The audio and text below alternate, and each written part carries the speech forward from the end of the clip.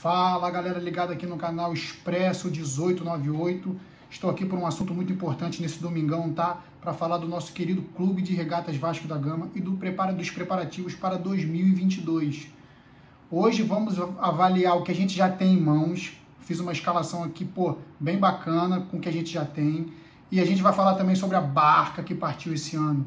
Mais um ano que o Vasco se desfaz de um monte de jogador. Então eu vou mostrar isso aqui para vocês, tá? Antes de mais nada, deixa o like aqui embaixo, compartilha o vídeo com seus amigos que vai ajudar bastante aqui o amigo, tá? Então, vamos lá, vamos nessa. Depois da vinheta.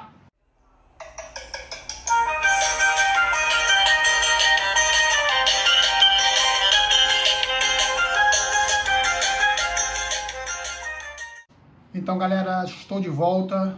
Como todos já sabem, meu nome é Alex Cardoso, eu sou jornalista, então vamos partir direto para o assunto que é o que interessa. Esse ano o Vasco liberou, o ano fracassado do Vasco, o Vasco liberou até agora, dia 26 de dezembro, uma galera, já está aí na tela para vocês verem, começando pelo goleiro Vanderlei. Por mais que ele não esteja certo de sair, não tem mais clima, o Vasco e o jogador só conversam a respeito de contrato, do que ele teria para cumprir, mas o destino provavelmente é um outro clube.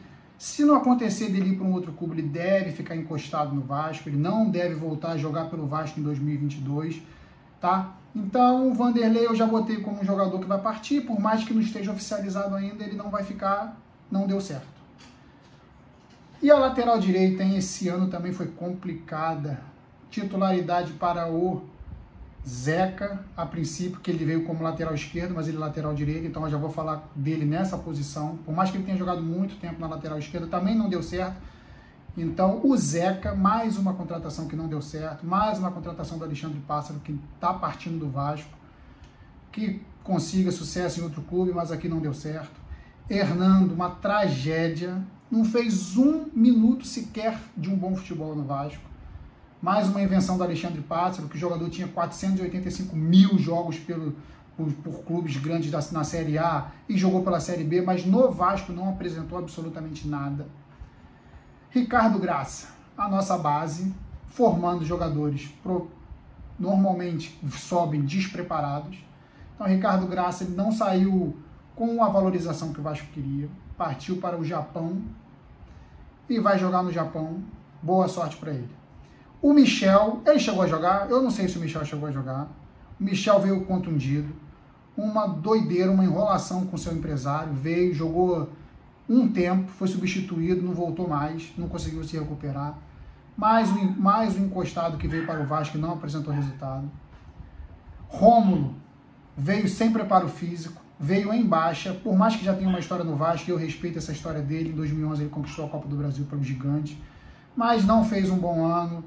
Muitos erros, um jogador lento, dispersivo, e a saúde dele já não está boa mais para ser um atleta de futebol. Então, acho que o caminho dele deveria ser parar. Mas é ele que decida, ele que sabe o caminho que ele vai trilhar daqui para frente.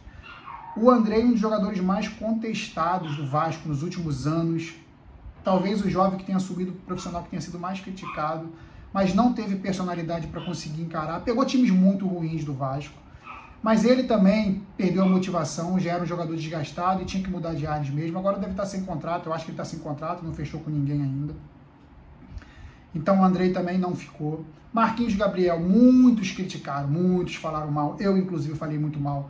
É um jogador que não aparece para o jogo, um jogador que não mostra disposição, mas ele acerta passe, participou de muitos gols. Os números deles até são bons, mas Marquinhos Gabriel não vai ficar também. Não agradou grande parte da torcida, foi muito criticado.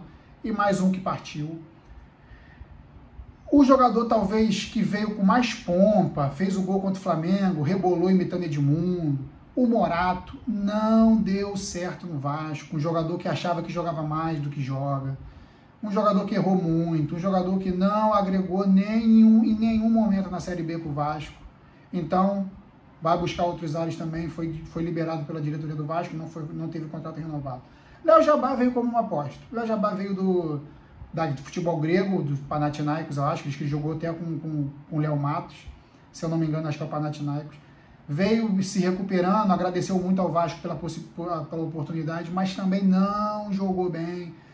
talvez escalado no lado errado, lado oposto, que é o bom dele, do pé bom dele. Então, é um jogador que errou demais, corria mais do que pensava, então não deu certo. O Cano talvez seja um dos grandes acertos de todas as diretorias, das últimas 3 diretorias que passaram pelo Vasco nos últimos 10 anos, vamos dizer assim, 10 anos pelo menos, de 2012 para cá, vamos arredondar 10 anos. O Cano fez gol, o Cano pegou muito time ruim, fez muito gol. Então esse merecia ficar, só que com o salário, o alto salário que ele ganhava, o Vasco já não ia ter mais condições de manter ele para mais uma Série B. Se o Vasco sobe, talvez ele ficasse. A torcida do Vasco queria que ele ficasse. Eu, particularmente, tenho uma opinião impopular. Eu acho que nenhum jogador que caiu com o Vasco, nenhum jogador que fica... Ou talvez que caiu o Cano, talvez devesse ficar, mas que permaneceu na Série B, acho que ninguém deveria ficar no clube. Eu acho que já não tinha mais clima para ninguém. Eu acho que eles não iam mais agregar. Eu acho que um fator motivacional é fundamental para qualquer atleta desempenhar um bom futebol. Eu acho que essa galera já não ia ter mais motivação. Então, acho que o Cano, por mais que, doesse o coração, ele fez muito gol, representou a camisa, um argentino raçudo, o Vasco não ia ter condições de mantê-lo. Então, o melhor caminho foi liberar mesmo. Então, é isso, galera. Esse aí é o clube, é a galera que deixou o clube. O time do Alexandre Pássaro não deu certo. Vai vir um time novo para 2022, como eu já falei em outro vídeo. E eu acho que trazer jogador por trazer, eu acho que tem que ser uma coisa muito, muito bem pensada. Porque vestir a camisa do Vasco não é fácil. A gente viu que teve algumas apostas aí que não deram certo. O Hernando fez, talvez tenha feito um trabalho muito bom no Bahia, mas no Vasco não deu certo. O Ricardo Graça, da base, também não deu certo. Então, assim, eu acho que para 2022... Eu já atualizei minha escalação aí, eu vou botar na tela para vocês, vamos analisar junto. O time para 2022 é um time praticamente montado do zero, com alguns jogadores da base que podem ser aproveitados. Então eu começo com o goleiro Thiago Rodrigues. Eu acho que o Vasco vai precisar contratar um outro goleiro, só o Thiago Rodrigues não vai dar certo. Tem uma reserva ali, o Vanderlei como reserva, mas o Vanderlei provavelmente não vai ficar, então eu já descarta esse Vanderlei como reserva, mas ele ainda tem contrato com o Vasco, então faz sentido, de alguma forma, ele estar ali na reserva, mas nem para o Thiago Rodrigues ele seria titular, então para mim o goleiro titular seria o Thiago Rodrigues mesmo. O Léo Matos eu acho que vai até ficar, porque o Vasco fez um contrato com ele de 2 anos, ele renovou por mais 2 anos automaticamente, então o contrato dele vai até o final de 2022, ele teve uma redução de 50% do salário. Então, mesmo se o Vasco liberasse ele, ia ter que pagar o ano que vem inteiro. Então, acho que o Vasco vai segurar ele por isso. Então, ele é o nosso lateral direito a princípio, se não chegar ninguém. O Léo Matos deu uma entrevista bem bacana na véspera de Natal para o Atenção Vascaínos. Assim, eu escutei a entrevista do início ao fim. O Léo Matos disse que está bem chateado, que ele abriu mão de muita coisa para vir para o Brasil. Ele gostaria de ficar no Vasco, provar que ele tem o seu potencial, provar o seu potencial, levar o Vasco para a Série A de novo, que era um objetivo dele, que esse ano foi muito frustrante para ele. Então, é um jogador que está querendo uma segunda oportunidade, uma outra oportunidade, uma terceira oportunidade, que ele caiu com o Vasco de 20 para 21, ficou com o Vasco em 21 e agora vai provavelmente ficar no elenco para 2022. Eu sou contra, mas eu vou apoiar o atleta. Se ele ficar, eu vou querer que ele faça um bom trabalho. Eu sou contra, eu acho que deveria ter sido, como eu falei, deve ser feita uma limpa geral, não deve ficar ninguém, porque ninguém teve um bom desempenho coletivamente, ninguém teve, e o Léo Matos é um deles. O Anderson Conceição, que eu botei aí já como possível titular, eu botei como titular porque o Vasco está praticamente sem zagueiro. O Leandro Castanho deve ir embora, tá ali como reserva, mas deve ir embora. O Miranda tá com problema de doping. O Ulisses é muito novo, não teve oportunidade nenhuma esse ano praticamente. Eu acho que ele não vai chegar a assumir nenhuma titularidade assim, começando o jogo nenhum. Então eu já botei o Anderson Conceição aí como um zagueiro direto. Eu acho que vale a aposta, eu acho que é um cara com disposição, com saúde. Eu acho que merece a oportunidade de chegar como titular. Não sei que chega um zagueiro aí que eu acho que não vai chegar com mais pompa, e enfim, eu acho que ele vai chegar jogando. O Cangá também eu acho que vai chegar jogando, porque o contrato dele é de 3 meses. Se ele não jogar no Carioca, ele não joga mais. Então acho que ele vai ter que jogar, o Luiz Cangá, né?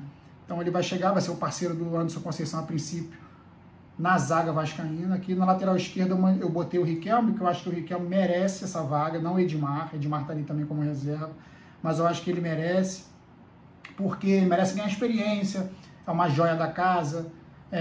Vasco pode fazer dinheiro com ele em breve, um futuro breve, então ele merece ser titular. No Carioca, que exige menos, os clubes são mais fracos, acho que ele merece ficar. Acho que ele vai fazer um bom desempenho lá no Vasco em 2022. Já pegou um pouco de confiança esse ano, por mais que o time tenha sido uma draga, talvez ele tenha sido uma das únicas boas peças ali que apareceram. Então o Riquelme, a princípio, é meu titular. Futuramente, se o Riquelme sentir alguma pressão, tomara que não sinta, o Edmar assume a titularidade, mas a princípio é o Riquelme. O nosso cão de guarda é o Yuri. Eu acho que o Vasco talvez seja a contratação que mais me agradou. Assim, o cara é Vasco, então me agrada já de cara. Fez um bom papel no CSA, roubada de bola, um cara raçudo, corre. E isso é importante vestir a camisa do Vasco com raça. Então acho que o Yuri vai ser o cão de guarda, o antigo cabeça de área ali do Vasco. O Bruno Gomes, eu botei ele como meia de ligação ali, voltando quando o Vasco estiver sem a bola, para proteger um pouco mais o sistema defensivo. Mas o Bruno Gomes talvez nem fique, o Vasco também está querendo fazer dinheiro com ele, teve algumas sondagens de Portugal. Mas a princípio, pro Carioca, meu time seria com ele, com o Bruno Gomes, para jogar, já começar jogando. Eu acho que ele tem talento, eu acho que ele precisa de uma sequência boa e de confiança para desenvolver bem. O Matias Galassa, para mim, é o jogador que foi mais injustiçado no passado, um jogador raçudo, um jogador que, por mais que errasse, brigava o tempo inteiro, corria o tempo inteiro. Acho que ele foi injustiçado, o Diniz não deu oportunidade para ele, teve uma briguinha lá com a diretoria, que ele mesmo se antecipou nas férias, mas tem contrato com o Vasco em vigor, vai se apresentar. Para mim, também é um meia de ligação que volta para marcar com o Vasco sem a bola, merece ser titular, eu acho que ele merece ficar. O Nenê é o diferencial, por mais que tenha 40 anos, é o cara da bola parada, é um cara que vai bater bem falta, vai bater bem escanteio, é um cara que vai agregar o time, vai agregar o grupo em torno dele, ele é o cabeça do time, o cara mais experiente. Eu acho que o Nenê vai chegar jogando, vai chegar dando ordem, mandando molecada, dando esporro na molecada, mandando voltar para marcar. Então ele merece esse papel, por mais que com 40 anos ele não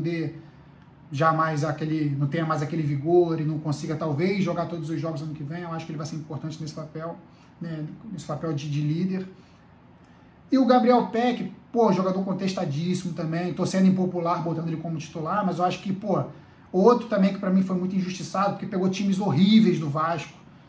Ele toma decisões erradas, mas é um moleque que é bola, prata da casa, vamos valorizar as joias da casa para fazer dinheiro. Eu acho que o Vasco pro Carioca tem que botar esses moleques para jogar.